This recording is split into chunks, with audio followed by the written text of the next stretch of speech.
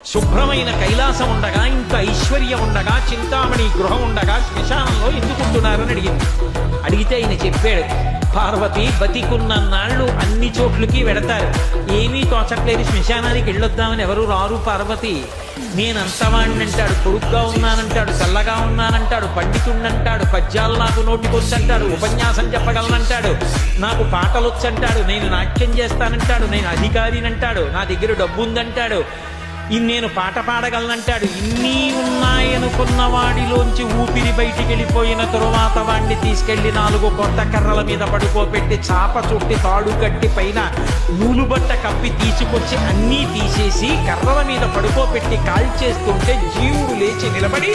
పుర్రె పగిలిపోయిన తరువాత కన్న కొడుకు కూడా స్నానం చేసి వెళ్ళిపోతుంటే చీకటి పడిపోయాక,